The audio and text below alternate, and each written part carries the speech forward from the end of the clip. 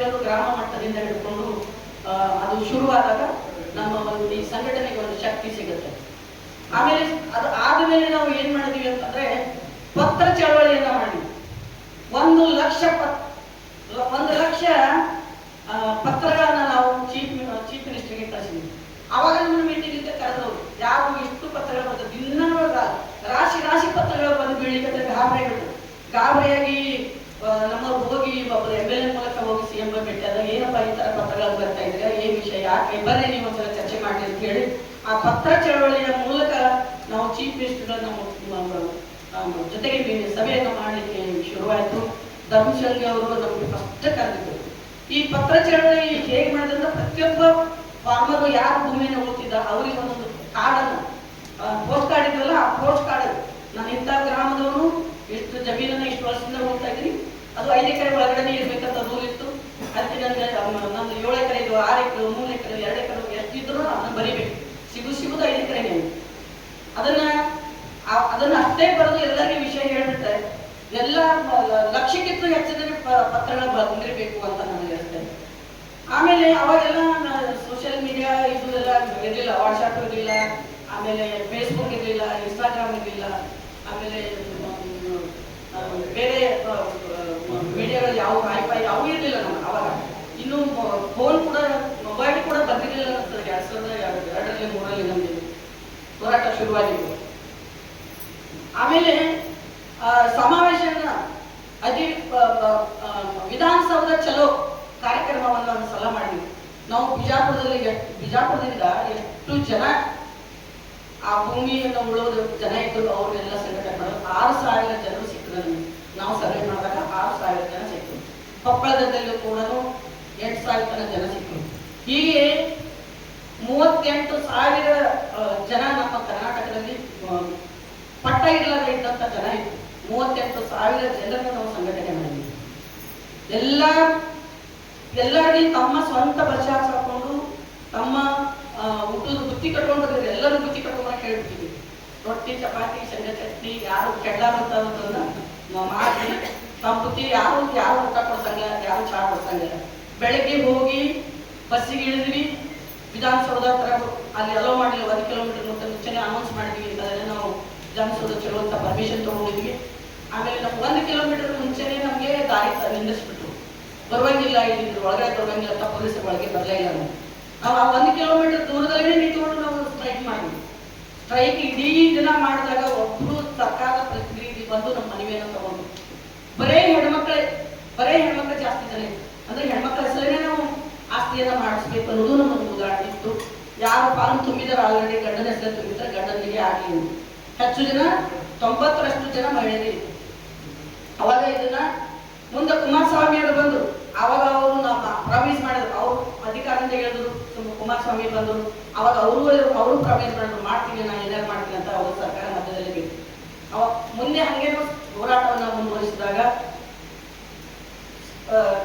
ಯಡಿಯೂರಪ್ಪನವರು CM ಆದಾಗ ಜಿಲ್ಲಾ ಮಟ್ಟದಲ್ಲಿ ಸಮಿತಿಗಳನ್ನು ರಚನೆ ಮಾಡಿದ್ರು.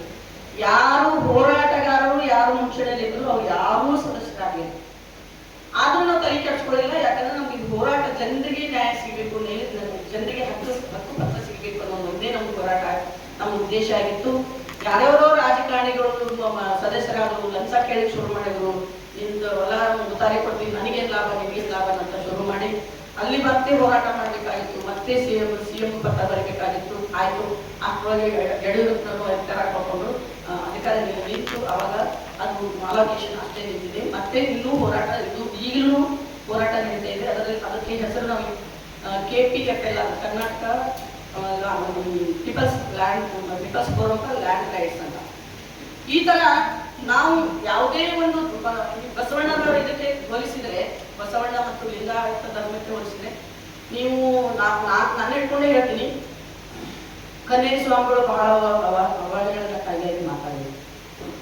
ಅದೇ ರೀತಿಯಾಗಿ ಮೀನಾಕ್ಷಿ ಬ್ಯಾಳಿಯವರಿಗೆ ಮಾತಾಡುವಾಗ ಗೋಳಿ ಅಂತ ಇಲ್ಲಪ್ಪ ಬಾಳಿ ಅಂತ ಅಂದ್ರೆ ಪರ್ಪಸ್ಲೇನೆ ಆತರ ಆ ವ್ಯಕ್ತಿ ಮಾಡಿದ್ರು. ಅವಮಾನಕಾರಿಯಾಗಿ ಪ್ರಚೋದನಕಾರಿಯಾಗಿ ಭಾಷೆಗಳನ್ನ ಮಾಡುವಂಥದ್ದು. ಹಾಗಿದ್ರೆ ನಾವೆಲ್ಲ ಏನ್ ಮಾಡ್ತಾ ಇದ್ದೀವಿ? ನಾವು ಯಾಕೆ ಸುಮ್ಕೊತೀವಿ? ಇವತ್ತು ನಮಗೆ ಮೀಡಿಯಾ ಇದೆ. ನಮ್ಗೆಲ್ಲರಿಗೂ ಮನೆಯಲ್ಲಿ ಕುತ್ಕೊಂಡು ನಾವು ಹೋರಾಟ ಮಾಡಬಹುದು, ಬೀದಿಗೆ ಮಾಡಬಹುದು, ಕಾನೂನು ಪ್ರವರ್ತನ ಮಾಡಬಹುದು. ಅದನ್ನ ನಾವು ಯಾರು ಏನು ಅವ್ರಿಗೆ ನಾವು ಧಿಕ್ಕಾರ ಹಾಕಿದ್ವಿ. ಕೆಲವರು ಸ್ವಾಮಿಗಳು ಸಭೆ ನೋಡಿದ್ರೆ ನಾನು ಇನ್ಸ್ಟಾಗ್ರಾಮ್ ಅಲ್ಲಿ ನೋಡಿದೆ, ಮೀಡಿಯಾದಲ್ಲಿ ನೋಡಿದೆ, ಸ್ವಾಮಿಗಳೆಲ್ಲ ಸೇರಿ ಅವರು ಮಾಡಿದ ತಪ್ಪದ ಅಂತ ಹೇಳಿ. ಆಮೇಲೆ ಎಂ ಬಿ ಪಾಟೀಲ್ರು ಅವರು ಈ 6 ತಿಂಗಳು ಬರುವಂಗಿಲ್ಲ ನಮ್ಮ ಇದರಲ್ಲಿ ಅನ್ನೋದನ್ನ ನಿರ್ಧಾರ ತಗೊಂಡಿದ್ದೀವಿ ನಾವು ಸರ್ಕಾರದಲ್ಲಿ. ಅದಕ್ಕೆ ನಮ್ಮ 4 ಜಿಲ್ಲೆಗೆ ಅವ್ರು ಬರುವಂಗಿಲ್ಲ ಅಂತ. ಇತ್ತೀಚೆಗೆ ಅದೇ ಸ್ವಾಮಿಗಳು ಎಂ ಬಿ ಪಾಟೀಲ್ಗೆ ಏಕವಚನದಲ್ಲಿ ಮಾತಾಡಿದ್ರು. ಅವನ್ಯಾರು ಯಾವ ಹೇಳಕ್ಕ ಎಂ ಬಿ ಪಾಟೀಲ್ ನನ್ನ ಬಾತ್ ಹೇಳಕ್ಕೆ ಯಾವ ಬ್ಯಾಡ ಹೇಳಕ್ಕ. ನಾನು ಇವತ್ತು ನಿಮ್ಮೆಲ್ಲರಿಗೆ ಒಂದು ವಿಷಯನ ಹೇಳ್ತಾ ಇದ್ರಿ. ಬಿಜೆಪಿ ಗೌರ್ಮೆಂಟು ಅವರನ್ನ ಯುಪಿಯಲ್ಲಿ ಹಾಗೆ ಯೋಗಿ ಸಿಎಂ ಆಗಿದ್ರೆ ಹಾಗೆ ಕರ್ನಾಟಕದಲ್ಲಿ ಅವ್ರನ್ನ ಸಿಎಂ ಮಾಡಿ ಕೊಡ್ತೀವಿ, ಅವ್ರನ್ನ ಚುನಾವಣೆಗೆ ನಿಲ್ಲಿಸ್ತಾರೆ, ಅದಕ್ಕೆ ಅವ್ರನ್ನ ಆರಿಸ್ತಂದು ಅವರು ಇಲ್ಲಿ ನಮ್ಗೆ ನಮ್ಮ ಸರ್ಕಾರದಲ್ಲಿ ಸಿಎಂ ಆಗ್ಲಿಕ್ಕೆ ಹೊರಟಿದ್ದಾರೆ. ನೋಡಿ ಅವರ ದೂರದೃಷ್ಟಿ ಹೆಂಗಿದೆ. ಈಗ ಕಾಲ ಮಿಂಚಿ ಹೋಗಿದೆ ಅಂತ ನನಗೆ ಅನಿಸ್ತದೆ. ಯಾಕಂದ್ರೆ ಈ ಹೋರಾಟ ನಾನು ಯಾವತ್ತೂ ಬರೇ ಲಿಂಗಾಯತರನ್ನ ಕುರಿತು ಅಥವಾ ಬಸವ ಧರ್ಮದವರನ್ನ ಕುರಿತು ಮಾತಾಡಿದ್ರೆ ಪ್ರಥಮ ಬಾರಿ. ನಾನು ಎಲ್ಲೇ ಯಾವುದೇ ಕಾರ್ಯಕ್ರಮ ಮಾಡಿ ನಾನೇ ಅಲ್ಲೇ ಅಡ್ರೆಸ್ ಮಾತಾಡಿಕೊಂಡು ಎಲ್ಲ ಜನ ಇರ್ತಾರೆ, ಅದ್ರ ಮಹಿಳೆಯರು ಜಾಸ್ತಿ ಇರ್ತಾರೆ. ಬರೇ ಪುರುಷರು ಒಂದು 4-5 ಜನ ಹೆಣ್ಮಕ್ಳು ಇರೋದು ಇದೇ ಪ್ರಥಮ ಬಾರಿ ಅಂತ ನನಗೆ ಅನಿಸುತ್ತೆ. ಕಾಲಾಂತರದಲ್ಲಿ ನಮ್ಮ ಮಹಿಳೆಯರಿಗೆ ನೀವು ಮಾತಾಡಕ್ಕೆ ಅವಕಾಶ ಕೊಟ್ಟಿಲ್ಲ, ಹೊರಗೆ ತಿರುಗಾಡಕ್ಕೆ ಅವಕಾಶ ಇಲ್ಲ, ಎಲ್ಲದಕ್ಕೂ ಪರ್ಮಿಷನ್ ಕೇಳಬೇಕಾಗಿತ್ತು. ಅಂದ್ರೆ ಎಲ್ಲ ಅಧಿಕಾರಗಳನ್ನ ಪುರುಷರೇ ಇಟ್ಕೊಂಡ್ರು ಕೂಡ ಈ ತರದ ಅನ್ಯಾಯಗಳನ್ನು ನಡೆಸ್ ಕೂಡ ನಾವು ಯಾಕೆ ಸುಮ್ಮಿದ್ದೀವಿ? ನಾವು ಯಾಕೆ ಅದನ್ನ ಪ್ರತಿಭಟನೆ ಮಾಡಲಿಲ್ಲ? ಅದನ್ನ ಯಾಕೆ ನಾವು ದಂಡಿಗೆ ಹಚ್ತಾ ಇಲ್ಲ? ಅದನ್ನ ನಾವು ಇನ್ನೊಂದು ಸಲ ಅವ್ರು ಎಲ್ಲಿ ಬಾಯಿ ಬಿಡ್ಸಾರ್ವನ್ನ ನಾವು ಯಾಕೆ ಕಟ್ಟಳೆ ಹಾಕ್ತಾ ಇಲ್ಲ? ಈಗ ಒಂದು 6-8 ತಿಂಗಳಿಂದ ಮಾತಾಡಿದ್ರೆ ಪುನಃ ಈಗ ಮೊನ್ನೆ ಇದರಲ್ಲಿ ಗುಲ್ಬರ್ಗ ಜಿಲ್ಲೆಯಲ್ಲಿ ಹಿಂದೂ ಸಮಾವೇಶ ಆಯ್ತಲ್ಲ, ಅಲ್ಲಿ ಪುನಃ ಅದನ್ನ ಅವರು ಪುನರುಚ್ಚನ ಅಂದ್ರೆ ಭಯ ಇಲ್ಲ. ಬಸವಣ್ಣನವರ ಒಂದು ವಚನ ಇದೆಲ್ಲ ಆಗ್ಲೇ ಹೇಳಿದ್ರು, ಅಷ್ಟ ಪ್ರಾರಂಭದಲ್ಲೇ ಹೇಳಿದ್ರು, ಕಳಬೇಡ ಕುಲಬೇಡ ಹುಸೇನು ಉಳಿಯಲು ಬೇಡ. ಇದರಲ್ಲಿ IPC ಎಲ್ಲ ಸೆಕ್ಷನ್ಸ್ ಇದೆ, IPC ಎಲ್ಲ ಸೆಕ್ಷನ್ಸ್ ಇದೆ ನೋಡ್ರಿ. ಕಳಬೇಡ ಕುಲಬೇಡ ಅಂದ್ರೆ ನಿಮ್ಗೆ ಒಂದ್ಸಲ ಯಾರಾದ್ರೂ ಕೊಂದ್ರೆ ನಿಮ್ನ IPC ನಿಮ್ದು 307, 308, 420 ಎಲ್ಲ ಕೇಸ್ಗಳನ್ನು ನಿಮ್ಮ ಮೇಲೆ ಹಾಕ್ತಾರೆ. ಹೌದಲ್ರಿ? ಅವರು ಏನು ನಿಂದಿಸಬೇಡ ಅಂತ ಹೇಳಿದ್ರು. ಇನ್ನೊಬ್ಬರನ್ನ ನಿಂದಿಸಬೇಡ, ಇನ್ನೊಬ್ಬರಿಗೆ ಅಸಹ್ಯ ಪಡಬೇಡ, ಆಮೇಲೆ ಅನ್ನ ಬಣ್ಣಿಸಬೇಡ.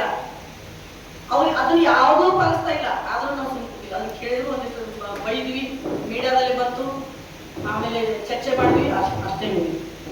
ಇವತ್ತು ಬಸವ ಸಂಘಟನೆಗಳು ಬಹಳ ಸ್ಟ್ರಾಂಗ್ ಆಯ್ತು. ಪ್ರತಿಯೊಂದು ಜಿಲ್ಲೆ ಒಳಗಡೆ ಅವರಿಗೆ ಯಾವ ರೀತಿಯಾಗಿ ಹೋರಾಟಗಳನ್ನು ಮಾಡಬೇಕು, ಅದನ್ನ ಎಲ್ಲಿ ಹೋಗಿ ನಿಲ್ಲಿಸಬೇಕು, ಹೇಗೆ ಮಾಡಬೇಕು ಅನ್ನುವಂಥ ಮಾರ್ಗದರ್ಶನ ಈ ಬಹುಶಃ ಈ ಮೀಡಿಯಾದಿಂದ ಸಿಗಬೇಕು ಅಂತ ನನ್ನ ಅನಿಸಿದೆ. ಬಸವ ಮೀಡಿಯಾ ನೀವು ಶುರು ಮಾಡಿದ್ರಿ 2 ವರ್ಷ ಆಯ್ತು ಅಂತ ಹೇಳಿದ್ರೆ, ನಾನು ಇನ್ಸ್ಟಾಗ್ರಾಮ್ ಫಾಲೋವರ್ ಇದ್ದೀನಿ ನಿಮ್ಮದು, ಇನ್ಸ್ಟಾಗ್ರಾಮ್ ಅಲ್ಲಿ ನಾನು ನೋಡ್ತಾ ಇರ್ತೀನಿ. ಆದ್ರೆ ಇನ್ಸ್ಟಾಗ್ರಾಮ್ ಅಲ್ಲಿ ಡೈಲಿ ಹಾಕ್ಬೇಕು, ಬಹಳ ಜನರಿಗೆ ರೀಚ್ ಆಗ್ಬೇಕು ಅಂತಂದ್ರೆ ಡೈಲಿ ಏನಾರು ಹಾಕ್ರಿ. ಬಸವಣ್ಣನ ಬಗ್ಗೆ ಒಂದು ವಚನನೇ ಹಾಕ್ರಿ, ಹಾಡರೇ ಹಾಕ್ರಿ, ಮಾತುಗಳನ್ನ ಹಾಕ್ರಿ, ಈ ಕಾರ್ಯಕ್ರಮದ ಭಾಷಣ ಹಾಕ್ರಿ. ಸೋಷಿಯಲ್ ಮೀಡಿಯಾದಲ್ಲಿ ನೀವು ಟಾಪ್ ನಲ್ಲಿ ಬರಬೇಕು, ಬಹಳ ಜನರಿಗೆ ರೀಚ್ ಆಗ್ಬೇಕಂದ್ರೆ ಯಾವ ಪೋಸ್ಟ್ ಪ್ರತಿ ದಿನನೂ ಪೋಸ್ಟ್ ಮಾಡ್ಬೇಕು. ಇವತ್ತು ಮ್ಯಾಟ್ರೇ ಇಲ್ರಿ ಹ್ಯಾಂಗ್ ಮಾಡೋದು, ಇವತ್ತಿನ ಕಾರ್ಯಕ್ರಮ ಆಗಿದ್ದಿಲ್ಲ, ಇದನ್ನ ಒಂದು ವಾರ ಗಟ್ಟಲೆ ಹಾಕ್ರಿ, ಬೇರೆ ಬೇರೆ ಬೇರೆ ಬೇರೆ ಪೀಸ್ ಮಾಡಿ ವಾರ ಗಟ್ಟಲೆ. ಇದೇ ರೀತಿ ಮತ್ತೆ ಈ ಹಳ್ಳಿಯೊಳಗೆ ಹೋಗ್ತೀವಿ, ಕಾರ್ಯಕ್ರಮ ಮಾಡ್ತೀವಿ, ಸಂಘಟನೆಗಳನ್ನ ಮಾಡ್ತೀವಿ. ಸಾಕಷ್ಟು ಇದಕ್ಕೆ ತುಂಬಾನೇ ಡೆಡಿಕೇಶನ್ ಬೇಕಾಗುತ್ತೆ, ತುಂಬಾನೇ ಟೈಮ್ ಹಾಕ್ಬೇಕಾಗುತ್ತೆ. ಆಮೇಲೆ ಇಲ್ಲಿ ಬಂದವರೊಳಗೆ ಬಹಳ ಜನ ರಿಟೈರ್ಡ್ ಇದ್ದಾರೆ, ಮತ್ತೆ ಅಬೌವ್ 50 ಇದ್ದಾರೆ. ನನಗನ್ನಿಸ್ತದ ಯುವಕರು ಈ ಇದರಲ್ಲಿ ಬರ್ಬೇಕು. ಇವರ ಸಂಖ್ಯೆ ಬಂದಾಗ ಇವತ್ತು ಡೆಲ್ಲಿ ಬತ್ತಿ ಉರಿತಾ ಇದೆ. ಯಾರಿಂದ? ಯುವಕರಿಂದ. ಯುವಕರು ಮನಸ್ಸು ಮಾಡಿದ್ರೆ ಅಂತ ಹೇಳಿ ಇವತ್ತು ಅದು ಪಾರ್ಟಿ ಯಾವುದಕ್ಕೆ, ಕಾಂಗ್ರೆಸ್ ಪಾರ್ಟಿ ಇರಲಿ, ಬಿಜೆಪಿ ಇರಲಿ, ಕಾಂಗ್ರೆಸ್ ಇರಲಿ, ಯಾರು ಇರಲಿ, ಯುವಕರು ಇವತ್ತು ಧ್ವನಿ ಎತ್ತಿದ್ದಾರೆ, ಅನ್ಯಾಯದ ವಿರುದ್ಧ ಧ್ವನಿ ಎತ್ತಿದ್ದಾರೆ ಅಂತ ಇವತ್ತು ಪ್ರಧಾನ ಮಂತ್ರಿಯನ್ನ ಫಸ್ಟ್ ಟೈಮ್ ಅವ್ರು ಮಾತಾಡುವಂತಿದ್ದಾರೆ. ಇಷ್ಟು ವರ್ಷದಲ್ಲಿ 12 ವರ್ಷದಲ್ಲಿ ಪ್ರಧಾನ ಮಂತ್ರಿ ಬಾಯಿನೇ ಬಿಟ್ಟಿರ್ಲಿಲ್ಲ. ಇವತ್ತು ರಾತ್ರಿ ಸೆಲ್ಫಿ ತಗೊಂಡ್ಬಿಟ್ಟಿದ್ದಾರೆ, ನೋಡಿದ್ರೆಲ್ಲ, ಅದು ಮೀಡಿಯಾದಲ್ಲಿ ಬಂತು. ಅದಕ್ಕೆ ಯುವ ಶಕ್ತಿ ಎನ್ನುವುದನ್ನ ನಮ್ಮ ದೇಶದ ಯುವಕರು ತೋರಿಸಿಕೊಟ್ಟಿದ್ದಾರೆ. ಆ ಶಕ್ತಿಯನ್ನ ಕೂಡ ನಾವು ಬಳಸ್ಕೋಬೇಕಾಗತ್ತೆ. ಆಮೇಲೆ ಆಗಲೇ ಒಬ್ರು ಅಶೋಕಣ್ಣ ಅವರು ಹೇಳುವಾಗೆ ನಾನು ಹೇಳಿದ್ರು, 102 ಜಾತಿಗಳು ಬಸವ ಧರ್ಮಗಳನ್ನು ಒಪ್ಪಿಕೊಂಡಿದ್ದಾರೆ. ಆದ್ರೆ ಇವತ್ತು ನಮ್ಮ ಎಣಿಸುವಷ್ಟು ಜನ ಮಾತ್ರ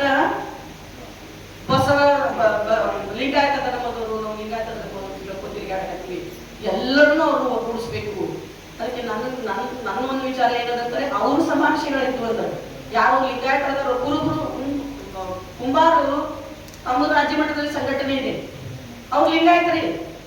ಆಮೇಲೆ ನೇಕಾರ ಸಂಘಟನೆ ಅವ್ರು ಲಿಂಗಾಯತರಿ. ಪೂಜೆ ಪುರಸ್ಕಾರ ನಾವೇನ್ ಮಾಡಿದ್ರಿ ಅಷ್ಟು ಚೆನ್ನಾಗಿ ಅದ್ದೂರಾಗಿ ಮಾಡ್ತಾರಲ್ಲ, ಅಷ್ಟೊಂದು ನಂಬಿಕೆ ಇದೆ ಅವ್ರ ಮೇಲೆ. ಅವ್ರಿಗೆ ಬಸವಣ್ಣನ ಪೂಜೆಗಳನ್ನು ಮಾಡ್ತಾರೆ.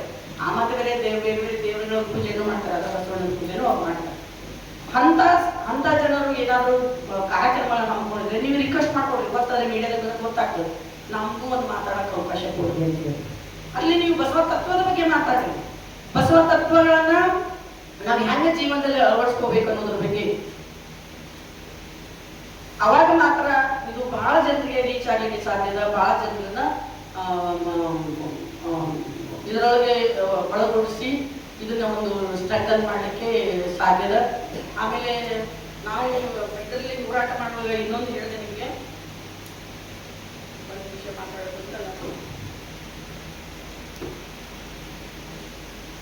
ಲಾಯರ್ಸ್ ಒಂದು ನಿಮಗೆ ಸಪೋರ್ಟ್ ಬೇಕು. ಕಾನೂನಾತ್ಮಕವಾಗಿ ಕನಿಷ್ಠ ನಿಮ್ಮ ಪ್ರತಿ ಒಂದು ಸಂಘಟನೆ, ಪ್ರತಿಯೊಂದು ಜಿಲ್ಲೆಯಲ್ಲಿ ಒಂದು 3-4 ಜನರೇ ಲಾಯರ್ಸ್ ನಿಮ್ಮ ಒಕ್ಕೂಟದಲ್ಲಿ ಬರಬೇಕು. ಕಾನೂನಿನ ಪ್ರಕಾರ ಹೋರಾಟ ಮಾಡಬೇಕಾದ್ರೆ, ಕಾನೂನಿನ ಸಲಹೆ ಬೇಕಾದ್ರೆ. ಯಾಕಂದ್ರೆ ನಾವು ತಪ್ಪುಗಳನ್ನ ಮಾತಾಡಿ ನಮ್ಮ ಮೇಲೆ ಕೇಸ್ಗಳನ್ನ ಹಾಕೊಳ್ಳೋದು ಶುರು ಮಾಡಿ ಕೋರ್ಟ್ ತಿರುಗಾಡ್ಬಾರ್ದು. ಈಗ ನಾವು ಬಿಜಾಪುರದಲ್ಲಿ ರೈಲ್ವೆ ಬೇಕು ಅಂತ ಹೋರಾಟ ಮಾಡಿದ್ವಿ. ರೈಲ್ವೆ ಬೇಕಂತ 10 ವರ್ಷ ನಾನು ಕೋರ್ಟ್ ತಿರುಗಾಡಿಲ್ಲ. ನಮ್ಮ ಮೇಲೆ ಕೇಸ್ ಮಾಡಿದ್ರು ರೈಲ್ವೆ ಪೊಲೀಸರು. 10 ವರ್ಷ ನನಗೆ 3 ಸಲ ನನಗೆ ಅರೆಸ್ಟ್ ವಾರೆಂಟ್ ಆಯ್ತು. 3 ಸಲ. ಯಾಕಂದ್ರೆ ಒಂದ್ಸಲ ಅಮೆರಿಕಾಕ್ಕೆ ಹೋಗಿದ್ದೆ, ಒಂದ್ಸಲ ಕ್ಯಾಲಿಫೋರ್ನಿಯಾಗೆ ಹೋಗಿದ್ದೆ, ಇನ್ನೊಂದ್ಸಲ ಯಾರು ಅವಾಗ ನಾನು ಡೇಟ್ ಬಂದದ್ದು ಗೊತ್ತಿಲ್ಲ. ಆಮೇಲೆ ಅವ್ರು ನಮ್ಮ ಸರ್ ಉದ್ಯೋಗಿಗಳು ಅಂದ್ರೆ ನಮ್ಮ ಜೊತೆ ಯಾರು ನಮ್ಗೆ 8-10 ಮಂದಿ ಮೇಲೆ ಕೇಸ್ ಬಂದಿತ್ತು. ಅವರು ಹೇಳೇ ಇಲ್ಲ, ಅವ್ರು ಹೇಳೇ ಇಲ್ಲ ವಕೀಲರಿಗೆ, ಅವ್ರು ಇಲ್ರಿ ಊರಾಗಿಲ್ಲ ಅಂತ ಹೇಳಿ. ಅವಾಗ ನನಗೆ 3 ಸಲ ನನಗೆ ಅರೆಸ್ಟ್ ವಾರೆಂಟ್ ಆಗಿ ಬಂದ ಮೇಲೆ ಹಾಜರಾಗಿ ಉತ್ತಾರಿ ಕೊಟ್ಟು, ಒಂದ್ಸಲ ನನ್ನ ಗಂಡ ಕೊಟ್ಟರು, ಒಂದ್ಸಲ ನಮ್ಮ ಮೈದು ಕೊಟ್ಟರು, ನಮ್ಮ ಮೈದ ಅವನ ಮಗ ಪಟ್ಟ, ಇನ್ನೊಬ್ರು ಯಾರೋ ನಮ್ಮ ಸಂಬಂಧಿಕರು ಕೊಟ್ಟು ಉತ್ತಾರಿ ಕೊಟ್ಟು ನನ್ನನ್ನು ಬಿಡಿಸ್ಕೊಂಡು. ಅಂದ್ರೆ ಹೋರಾಟದ ಮುಂಚೂಣಿಯಲ್ಲಿರುವಂತ ನಮ್ಮೆಲ್ಲರಿಗೂ ಇದು ಕಾನೂನಿನ ಸಹಕಾರ, ಕಾನೂನನ್ನ ಬಲ್ಲವರು ನಮ್ಮ ಜೊತೆಗೆ ಇರಬೇಕು. ಬರೀ ಬಲ್ಲವರು ಅಷ್ಟೇ ಅಲ್ಲ, ಅಧಿಕೃತವಾಗಿ ಅವರು ಲಾಯರ್ ಆಗಬೇಕು, ವಕೀಲರಾಗಿರ್ಬೇಕು. ವಕೀಲರಾಗಿದ್ರೆ ಮಾತ್ರ ಅವರು ನಮ್ಗೆ ನಮ್ಮ ಪರವಾಗಿ ಕೇಸ್ ಮಾಡೋದಾಗ್ಲಿ ಅಥವಾ ನಮ್ಮ ಮೇಲೆ ಕೇಸ್ ಬಿದ್ದಾಗ ನಾವು ಯಾವ ರೀತಿಯಾಗಿ ಮುಂದುವರಿಬೇಕು ಅನ್ನೋದ್ರ ಬಗ್ಗೆ ಅವರು ನಮ್ಗೆ ಹೇಳ್ಕೊಡ್ತಾರೆ. ರಾಜ್ಯ ಮಟ್ಟದಲ್ಲಿ, ರಾಷ್ಟ್ರ ಮಟ್ಟದಲ್ಲಿ PUCL ಅಂತ ಇದೆ. ಅವರು ಅದು ವಕೀಲರ ಒಂದು ಸಂಘಟನೆ. ಅವರು ನ್ಯಾಯಕ್ಕಾಗಿ ಯಾವುದೇ ₹1 ತಗೊಳ್ಳಲ್ಲ. ಆ ಸಂಘಟನೆಯಲ್ಲಿ ಇದ್ದದಂತ ಯಾವುದೇ ಸಾಮಾಜಿಕ ನ್ಯಾಯಕ್ಕಾಗಿ ಹೋರಾಟ ಮಾಡುವವರಿಗೆ ಫ್ರೀಯಾಗಿ ಕೇಸ್ಗಳನ್ನು ನಡೆಸ್ತಾರೆ. ಹಾಗೆ ನೀವು ಕೂಡ ಲಿಂಗಾಯತರೊಳಗೆ ಯಾರು ಲಿಂಗಾಯತ ಧರ್ಮವನ್ನು ಯಾರು ಒಪ್ಕೊಂಡಿದ್ದಾರೆ, ಸಾಕಷ್ಟು ಜನ ವಕೀಲರಿದ್ದಾರೆ ನಮ್ಮೊಳಗೆ. ಆ ವಕೀಲರ ಒಂದು ಸಂಘಟನೆ ಕೂಡ ಮಾಡಬೇಕು ಅಂತ ಹೇಳಿ ನಾನು ತಮ್ಮಲ್ಲಿ ವಿನಂತಿ ಮಾಡ್ಕೊತೀನಿ. ಆಮೇಲೆ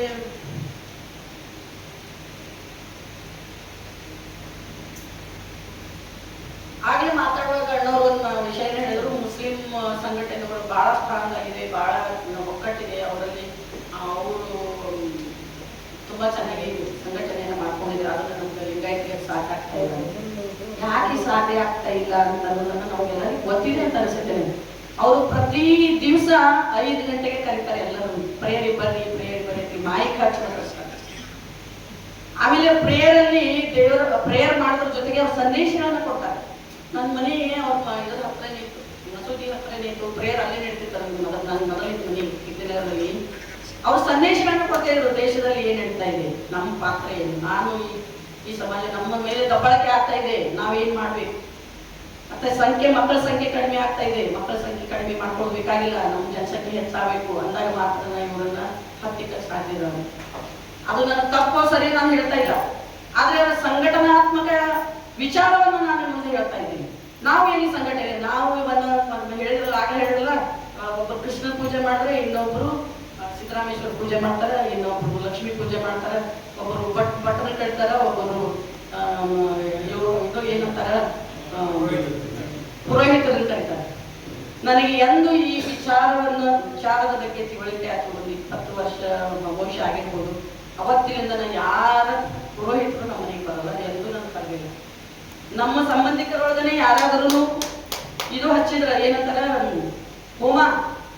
ಹೋಮ ಮಾಡಿದ್ರ ಅವ್ರ ಕಾರ್ಯಕ್ರಮ ಮುಗಿದು ಎಲ್ಲ ಹೋಮ ತೆಗೆದು ಅವ್ರ ಮನೆಗೆ ಹೋಗಿ ನಾನು ಮನೆಗೆ ಓಪನಿಂಗ್ ಇಟ್ಟು ಅವ್ರಿಗೆ ಪಟ್ಟಿ ಮಾಡ್ಬೇಕಲ್ಲ. ಸಂಬಂಧಿಕರು ನನ್ನ ಅಣ್ಣನ ಮಗಳೇ ಹೋಮ ಮಾಡಿದ್ರು, ಹೇಳಿದ್ರೆ ಹೋಮ ಮಾಡಬೇಡ, ಮಾಡೋದು ನಮ್ಮ ಸಂಸ್ಕೃತಿ ಅಲ್ಲ ಅದ ಅವಶ್ಯಕತೆ ನಮಗಿಲ್ಲ, ಸಾಂಗೋಳ ಕರೆಸಿ ಪೂಜೆ ಮಾಡಿಸು ಅಂತಂದ್ರೆ ಇಲ್ಲ ನಾ ಹೋಮ ಮಾಡ್ತೀನಿ ಮಾಡಿದ್ಲು. ನಾವು ಹೋಗ್ಲಿಲ್ಲ, ಅವಳದು ಕರೀದೆಲ್ಲ ಮಾಡಿದ್ಲು. ಮನೆಗೆ ಬಂದು ನಮ್ಮ ಅಣ್ಣ ಇಲ್ಲದನ್ನ ಅವಕ್ಕ ದೊಡ್ಡವರು ಮಗಳು ಆತು ನೀ ಅಳು ಐ ಡೋಂಟ್ ಕೇರ್ ಅಂತ ಹೇಳಿ. ನನ್ನ ವಿಚಾರದ ವಿರುದ್ಧ ನೀವು ಯಾವಾಗ ಮಾಡಿದ್ರೆ ನನ್ನ ಸಹಕಾರ ಇಲ್ಲ. ಸಂಜೆ ಒಂದು 6 ಗಂಟೆಗೆ ಹೋಗಿ ಅವ್ರು ಭೇಟಿ ಮಾಡಿದ್ವಿ ನೀವು ಅವ್ರ ಮನೆಗೆ. ಅಂದ್ರೆ ನಾನು ಅದನ್ನ ಪಾಲಿಸ್ಲಿಕ್ಕೆ ಶುರು ಮಾಡಿದಾಗನೇ ಅದಕ್ಕೆ ನನಗೆ ಮಾತನಾಡಲಿಕ್ಕೆ ಹಕ್ಕಿರುತ್ತೆ. ನಾನು ಪಾಲಿಸದೇ ಇದ್ರೆ ನನಗೆ ಮಾತಾಡಲಿಕ್ಕೆ ಹಕ್ಕಿರಲ್ಲ, ನೈತಿಕವಾಗಿ ನಮ್ಗೇನೂ ಹಕ್ಕಿರಲ್ಲ. ಅದಕ್ಕೆ ಮೊದಲು ನಾನು ಪಾಲಿಸುವುದನ್ನ ನಾವು ಕಲಿಬೇಕು. ಫಸ್ಟ್ ನಾನು ನನ್ನಿಂದನೇ ಶುರು ಆಗಬೇಕು. ಒಂದು ಹೋರಾಟ ಅಂದ್ರೆ ನನ್ನಿಂದನೇ ಶುರು. ಇವತ್ತು ಏನಾದ್ರು ಪ್ರತಿಕ್ರಿಯೆ ಶುರು ಮಾಡ್ಬೇಕು ಅಂದ್ರೆ ನನ್ನಿಂದನೇ ಶುರು ಆಗಬೇಕು. ಅವ್ರು ಹೇಳಿಲ್ರಿ, ಅವ್ರು ಕರೀಲಿಲ್ಲ, ಅವ್ರು 4 ಮಂದಿ ಇದ್ರಿ, ಇಬ್ಬರೇ ಇದ್ರಿ, ಹಳೆ ಇದ್ರಿ. ಈಗ ನಾನು ಯಾವಾಗಲೂ ಒಂದು ಉದಾಹರಣೆ ಕೊಡ್ತೀನಿ. ಒಂದು ಗೆರೆಯನ್ನು ಎಳಿಬೇಕಾದ್ರೆ ಹ್ಯಾಂಗ ಶುರು ಆಗ್ತದೆ ಗೆರೆ?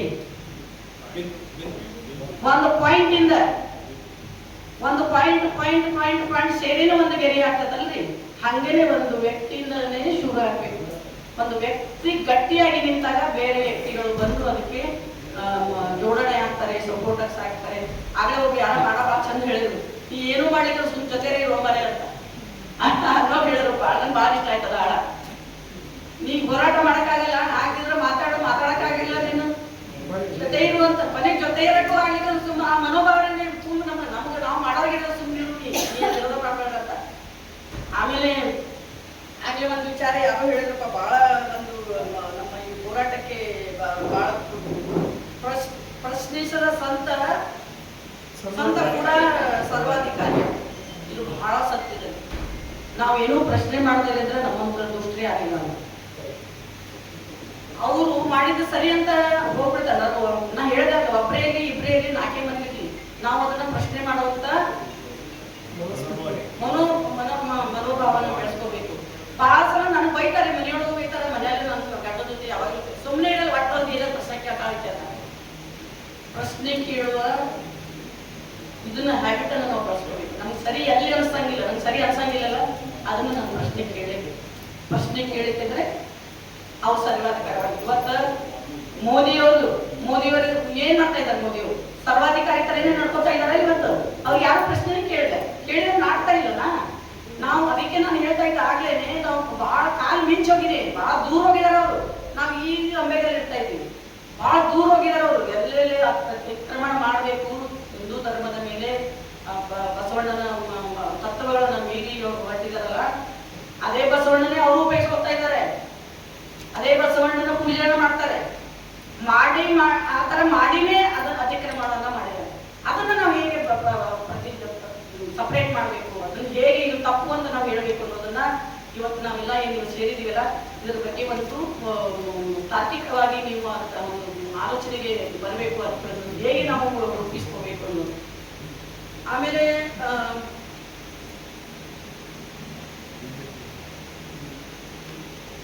ಹಾಗೆ ಅವರು ಹೇಳುವಾಗ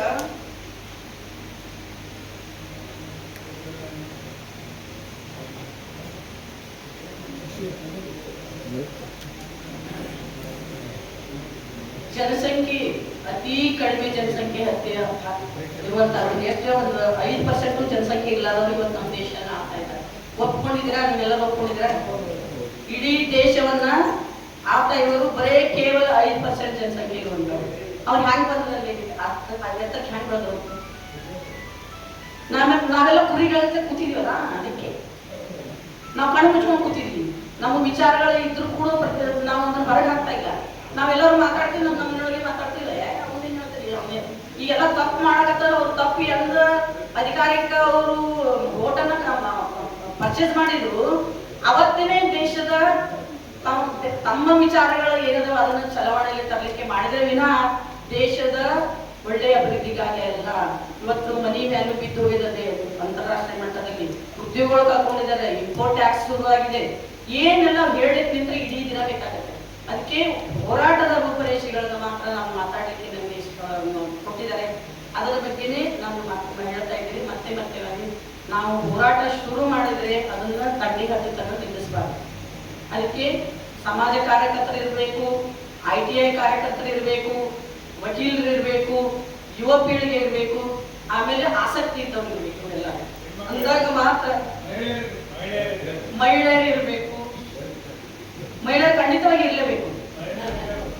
ಬಂದಾಗಲೇ ಅದಕ್ಕೆ ಇನ್ನೊಂದು ಹೆಚ್ಚಿನ ಬಲ ಬರ್ತದೆ. ಅವಾಗ ಅಂತ ಸಮಿತಿಗಳನ್ನ ಮಾಡ್ತಾ ಮಾಡ್ತಾ ಹೋದಾಗ ಇದು ಒಂದು ರೂಪರೇಷೆಯನ್ನ ಮಾಡಲಿಕ್ಕೆ ಸಾಧ್ಯ ಇದೆ. ಏನಾದರೂ ಪ್ರಶ್ನೆಗಳಿದ್ದರೆ